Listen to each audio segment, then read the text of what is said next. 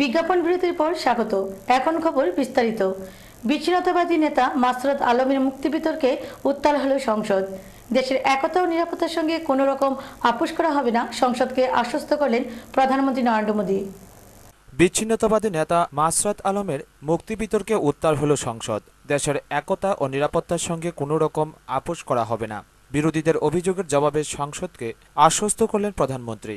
তার স্পষ্ট বার্তা, বিচ্ছিন্নতাবাদকে সমর্থন করে না কেন্দ্রীয় সরকার, তাই দেশের ঐক্য ও অখণ্ডতার প্রশ্নে কোনো রকম আপোষ করা হবে না। প্রধানমন্ত্রী জানিয়েছেন, কেন্দ্রের সঙ্গে আলোচনা ছাড়াই আগাগোড়া একতরফা পদক্ষেপ করেছে জম্মু কাশ্মীর সরকার। তার আগে স্বরাষ্ট্রমন্ত্রী রাজনাথ সিং কাশ্মীর উপত্যকায় তাদের জোটসঙ্গী পিডিপির সঙ্গে মতপার্থক্যের কথা স্বীকার করে নিয়েছেন। তিনি জানান, মাসরাতের মুক্তি নিয়ে জম্মু কাশ্মীর সরকার যে রিপোর্ট পাঠিয়েছে তা কেন্দ্রের কাছে গ্রহণযোগ্য নয়। সেই রিপোর্টে বলা হয়েছে, সমস্ত মামলায় জামিন পেয়ে যাওয়াতেই মাসরাতকে ছাড়া হয়েছে। विश्वास दिलाना चाहता हूं कि सरकार ऐसी किसी भी हरकतों को स्वीकार नहीं करती है। देश की एकता और अखंडता में कोई समझौता हमें मंजूर नहीं है।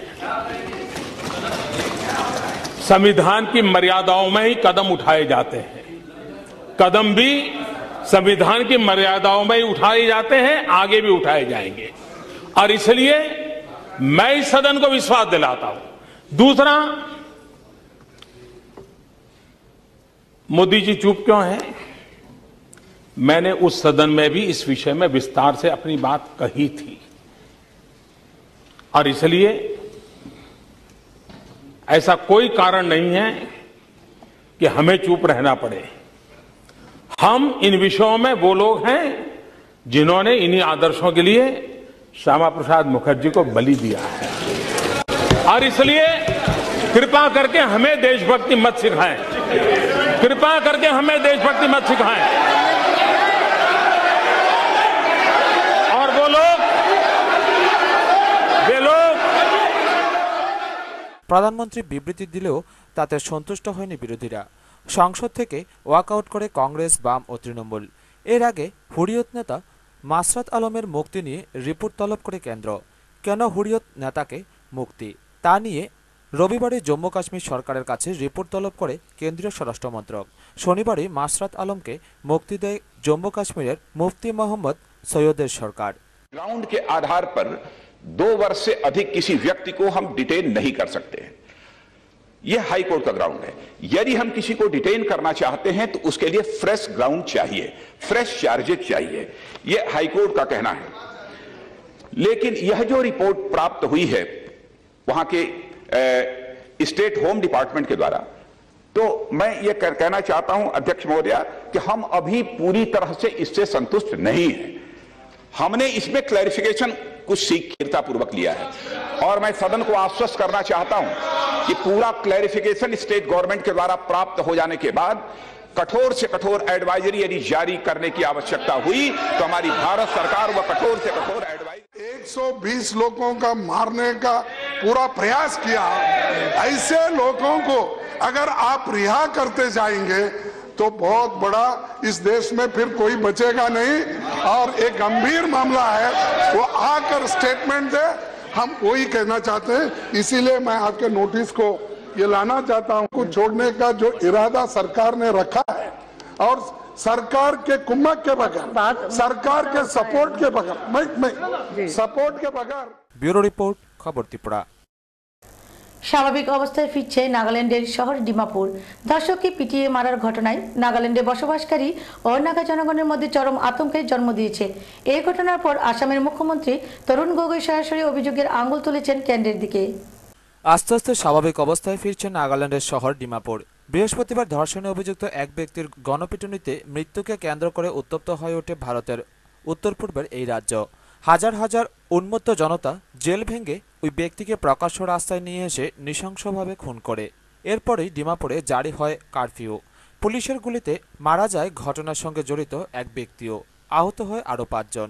এই ঘটনায় প্রত্যক্ষ জড়িত সন্দেহে এখনো পর্যন্ত গ্রেফতার হয়েছে 22 জন। তবে অভিযুক্ত ধর্ষক অসমের বাসিন্দা হওয়ায় এই মুহূর্তে প্রতিবেশী এই দুই রাজ্যের সরকারের মধ্যে রাজনৈতিক টানাপোড়েন তুঙ্গে। ডিমাপুরে কারফিউ এখন কিছুটা শিথিল করা হয়েছে। রাস্তায় যানবাহন চলাচল কিছুটা স্বাভাবিক হয়েছে। সকাল 7টা থেকে বিকেল 3টে অবধি দোকানপাট খুলে রাখার অনুমতিও দেওয়া হয়েছে। তবে এখনও ডিমাপুরে ইন্টারনেট ও মোবাইল পরিষেবা সাসপেন্ড রয়েছে। এই ঘটনা নাগাল্যান্ডে বসবাসকারী অনাগা জনগণের মধ্যে চরম আতঙ্কের জন্ম দিয়েছে।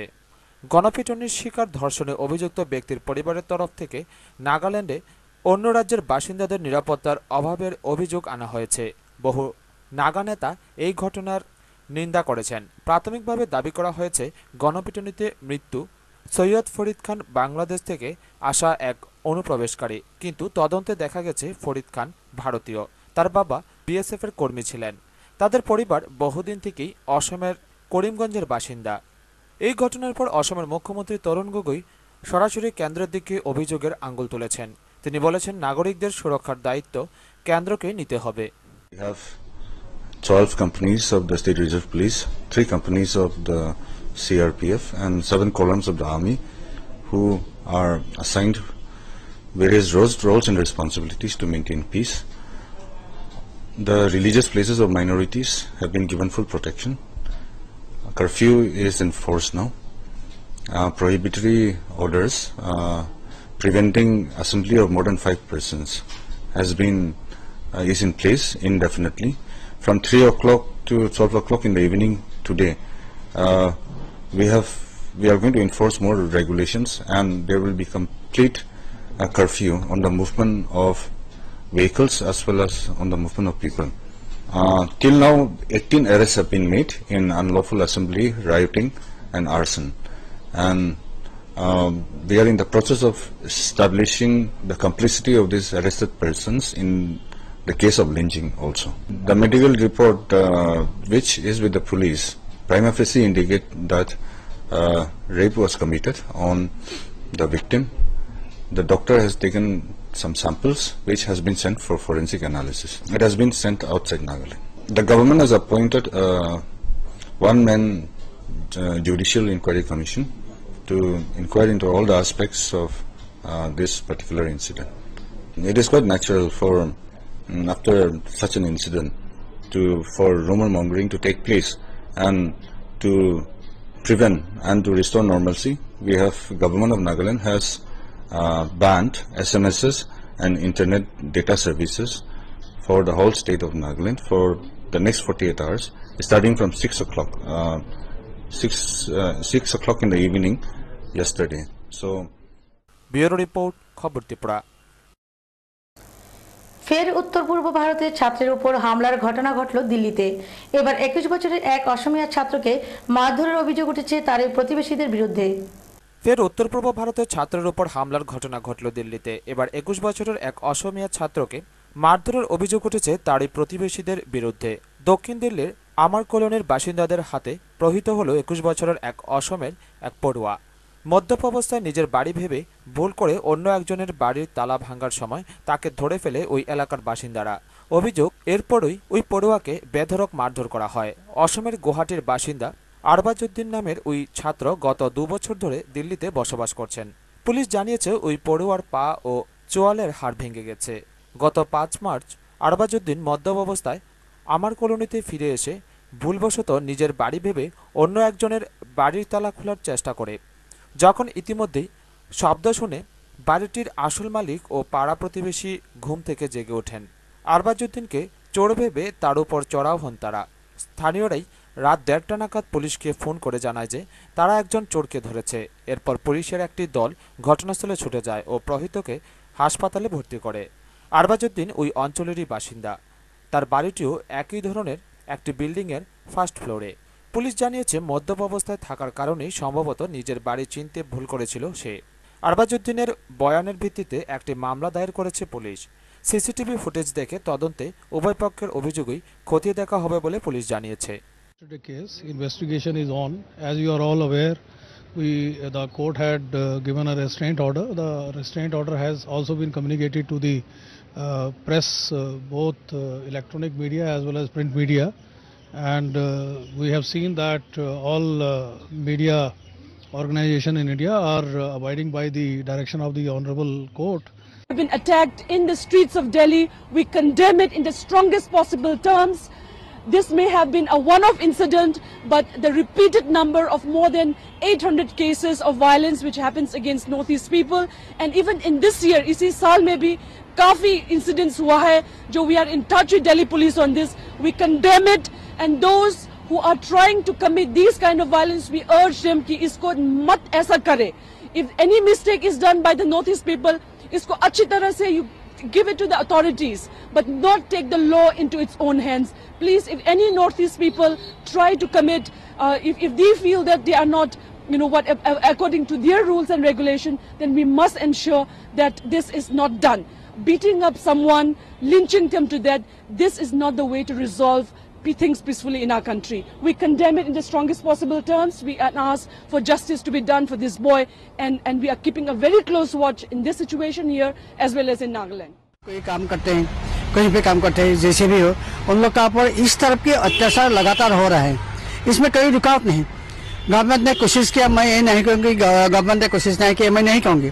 फिर भी दिल्ली का लोगों का ऐसे कई लोगों का ऐसे मानसिकता बन गया जो नॉर्थ ईस्ट का लोगों का इन लोग का मानना है, ये इन लोग का एक टाइप की इन लोग का मतलब नीति हो गया.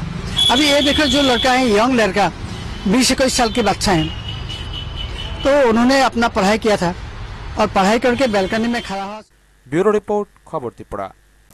এখন সময় একটি ছোট্ট বিরতি। বিরতির পর অন্যান্য খবর নিয়ে ফিরে আসছি, সঙ্গে থাকুন।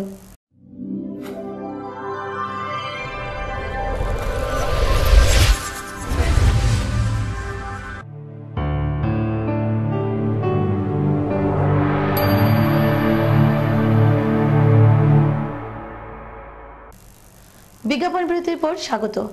গোমতী জেলা বিজ্ঞান ফোরামের আহ্বানে বিশিষ্ট লেখক অভিজিৎ রায়ের মৃত্যু ও ধর্মীয় মৌলবাদ সন্ত্রাসের বিরুদ্ধে মৌন প্রতিবাদে সামিল হলো নানা পেশা সংগঠনের মানুষ থেকে বিজ্ঞান কর্মীরা। ধিক মৌলবাদ, ধিক মৌলবাদ, সাম্প্রদায়িকতা ও সন্ত্রাসবাদ সভ্যতার শত্রু, মানবতার শত্রু, মানুষের অগ্রযাত্রার শত্রু। তাই শত্রুর বিরুদ্ধে কাঠ উজাড় করে কথা বলেছিলেন বলে অভিজিৎ রায়কে খুন হতে হয়েছিল। শুধু অভিজিৎ নয়, হরেন্দ্র দাভোলকর, হুমায়ুন আজাদ, রাজীব হায়দার, গোবিন্দ পানসালী সহ পৃথিবীর নানা জায়গায় অনেকেই শহীদ হতে হয়েছে। শহীদের রক্তের উপর দাঁড়িয়ে পৃথিবীর কোটি কোটি মুক্তিকামী মানুষ ধর্মীয় মৌলবাদী সন্ত্রাসের বিরুদ্ধে গর্জে উঠেছেন। তারই প্রতিচ্ছবি রবিবার শহর উদয়পুরেও।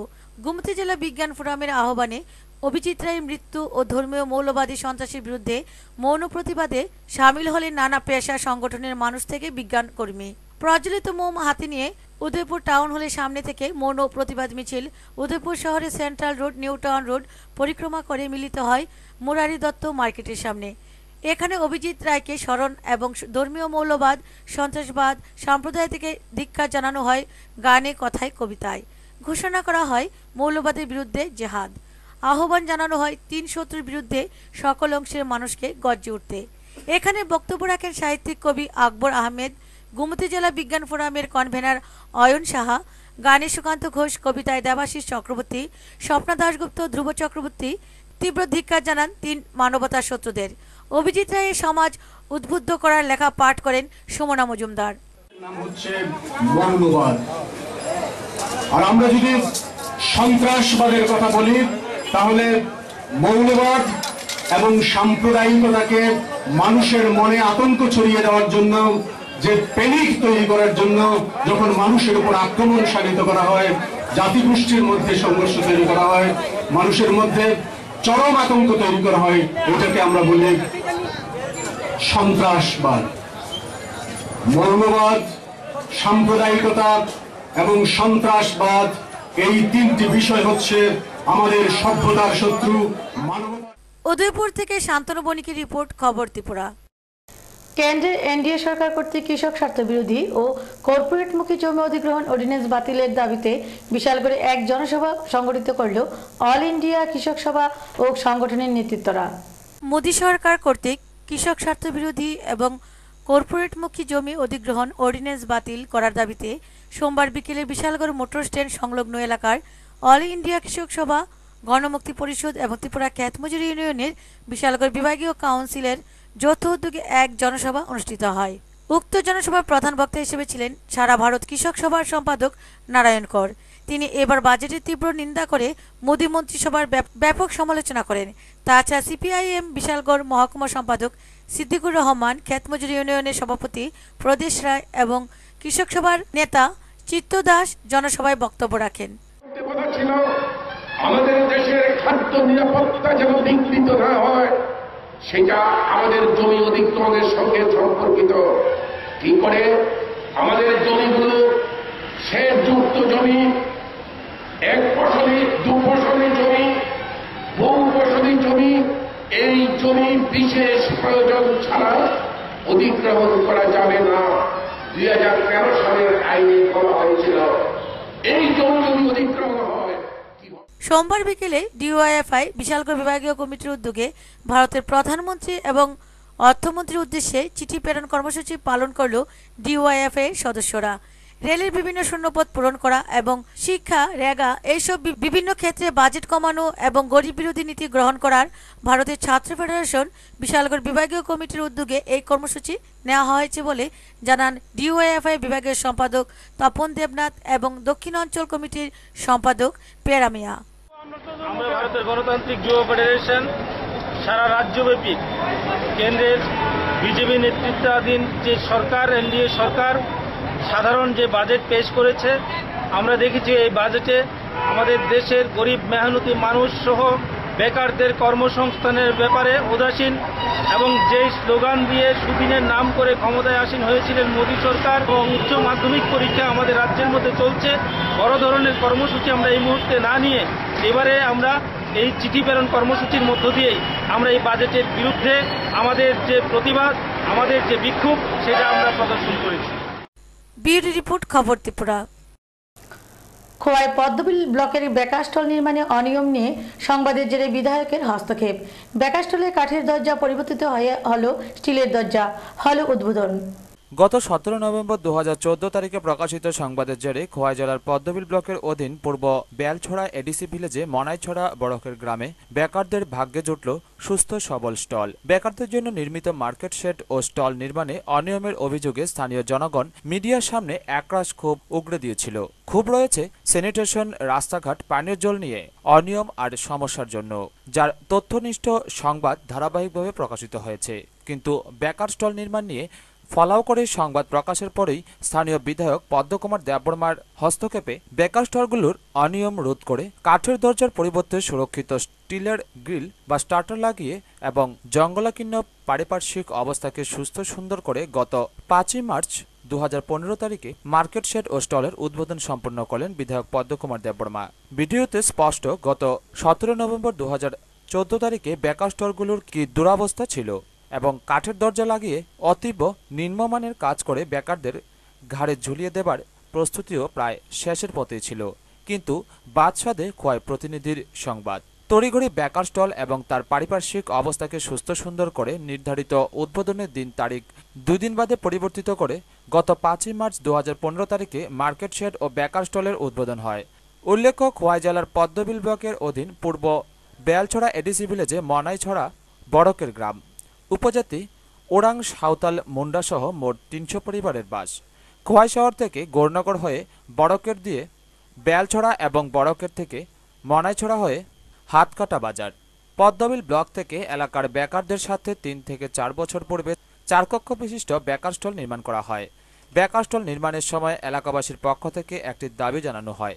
এলাকাবাসীর দাবি ছিল যাতে বেকার স্টলগুলি গুণগত দিক দিয়ে ভালোভাবে নির্মাণ করা হয়, কারণ বাংলাদেশ সীমান্ত লাগোয়া গ্রামে চোর ভয় বেশি।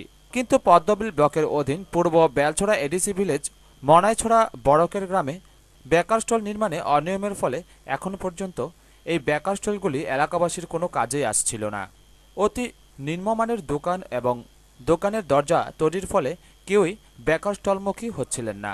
এলাকাবাসী বারবার ভালো দোকান নির্মাণের দাবি জানালেও পদ্মবিল ব্লকের নিম্নমানের স্টল কেন নির্মাণ করা হলো, এই প্রশ্নের উত্তর যখন উকিঝুঁকি দিচ্ছিল তখনই প্রতিবেদকের কাছে খবর পৌঁছে এবং তারপরেই জনগণের অভিযোগ এবং বাস্তব অবস্থা তুলে ধরা হয়। এতকাল নিম্নমানের স্টল নির্মাণের ফলে তা বন্টন করা হয়নি। স্টিলের গ্রিলের পরিবর্তে লাগানো হয়েছিল কাঠের নিম্নমানের দরজা, কিন্তু বর্তমানে পরিপক্কভাবে বেকার স্টল স্টিলের গ্রিল বা স্টার্টার লাগিয়ে নতুনভাবে বেকারদের জন্য তৈরি করা হয়েছে। আর এই স্টলগুলো বেকারদের স্বনির্ভর করবে, এই আশায় এখন প্রহর গুনছে বড়কের গ্রামের সকল অংশের মানুষ। ব্যুরো রিপোর্ট, খবর ত্রিপুরা। কেন্দ্রীয় সরকারের কৃষক স্বার্থবিরোধী নীতি সহ বিভিন্ন বিষয়ের প্রতিবাদে সোনামুড়া পুরাতন মোটর স্ট্যান্ডে এক গণঅবস্থান সংগঠিত করল সারা ভারত কৃষক সভা, উপজাতি গণমুক্তি পরিষদ ও ত্রিপুরা খ্যাতমজুর ইউনিয়নের কর্মী সমর্থকরা। সোমবার সারা ভারত কৃষক সভা, উপজাতি গণমুক্তি পরিষদ, ত্রিপুরা খ্যাতমজুর ইউনিয়ন এই তিনটি সংগঠনের ডাকে কেন্দ্রীয় সরকারের কৃষক স্বার্থ বিরোধী কালো ভূমি অধ্যাদেশের বিরুদ্ধে গণঅবস্থানে মিলিত হয় বহু নরনারী। এদিনের এই গণঅবস্থানটি সংগঠিত হয় সোনামুড়া পুরাতন মোটর স্ট্যান্ডে। উক্ত গণঅবস্থানে প্রধান বক্তার ভাষণে সিপিএম বিভাগীয় সম্পাদক রতন সাহা কেন্দ্রের এনডিএ সরকারকে একহাত করে বলেন,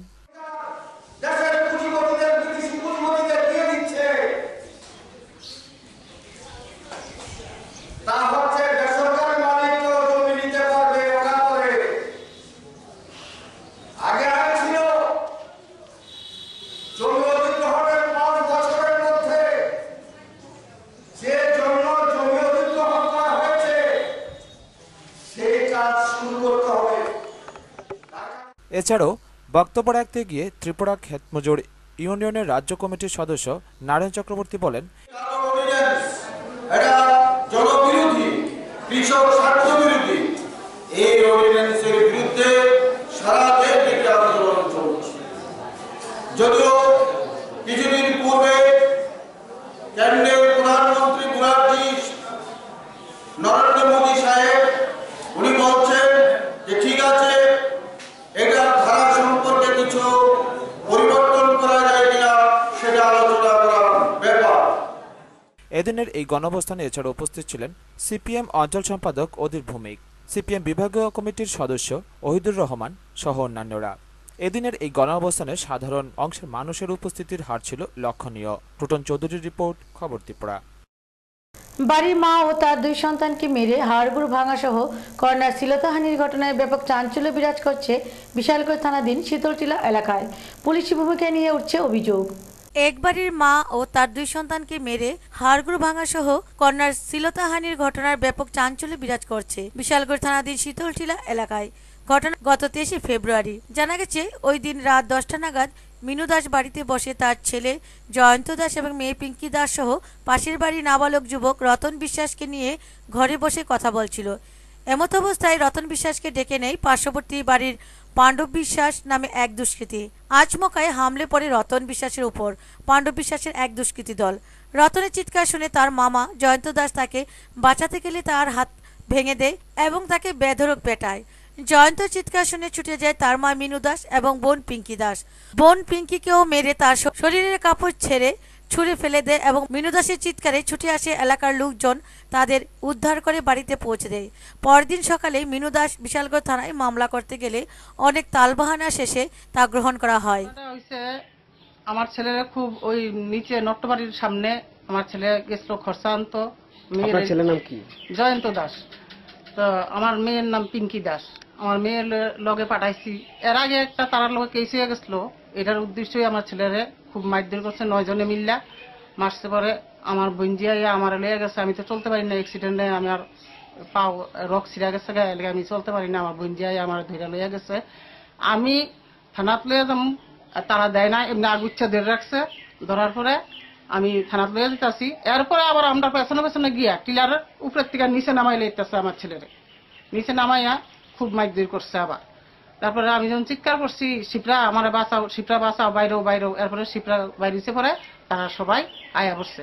আমরা থানার গাড়ি, একটা গাড়ি ঠিক করছি মারুতি, যে এটা দেওয়া থানার যামু।